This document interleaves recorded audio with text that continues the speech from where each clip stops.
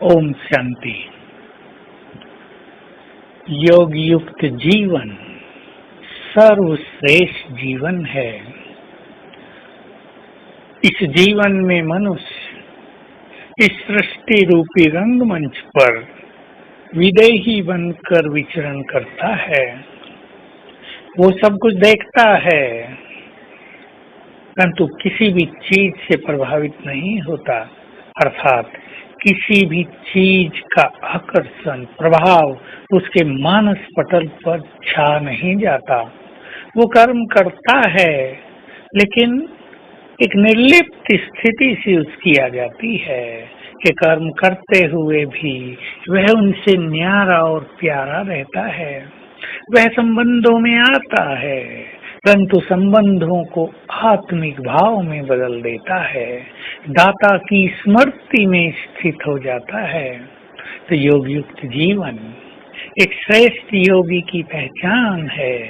कुछ लोग इस संसार में ऐसे होते हैं कि योग तो बहुत करते हैं पर उनका जीवन योग युक्त नहीं हो पाता है, अर्थात वे स्वीट नहीं हो पाते, उनके बोल सुखदायी नहीं हो पाते, उनकी दृष्टि श्रेष्ठ नहीं हो पाती, उनकी कामनाएं तेज रहती हैं, वो निष्काम भी नहीं हो पाते, वो निर्मल नहीं बनते। एक सच्चे योगी में ये सब लक्षण सहज ही प्रकट हो जाते हैं। तो आइए हम सब योगी बने। गीता में है, योगी ज्ञानियों से भी श्रेष्ठ है, योगी तपस्वियों से भी श्रेष्ठ है। योग में हम बाबा के पास रहते हैं। फील करें आप ज्ञान सूर्य के पास। तो जिसके मनुष्य पास रहता है उसकी सभी विशेषताएं उसमें आने लगती हैं। वो शांति का सागर है तो उसकी शांति हम में समाने लगती है।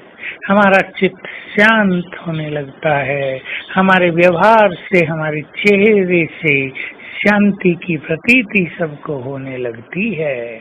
वो प्यार का सागर है, हम भी प्यार की चेतन प्रतिमूर्ति बन जाते हैं। वो सुखों का दाता है, हम भी ठीक वैसे ही हो जाते हैं। वो पतित पावन है, हम में पवित्रता बहुत आ जाती है। वो अति शीतल, हम भी शीतल। तो हम चेक कर लें, योग लगाते लगाते हम बाप समान गुणों का स्वरूप बनते जाते हैं। जैसे वो देह से न्यारा है हम भी देह से न्यारे, जैसे वो संपूर्ण निर्भय है हम भी संपूर्ण निर्भय। तो बहुत अच्छी समानता हमें अपने जीवन में अनुभव करनी है।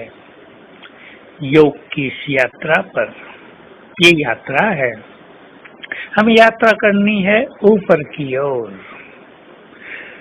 तो हम आत्मा चमकीली ड्रेस पहनकर चलेंगे ऊपर की ओर।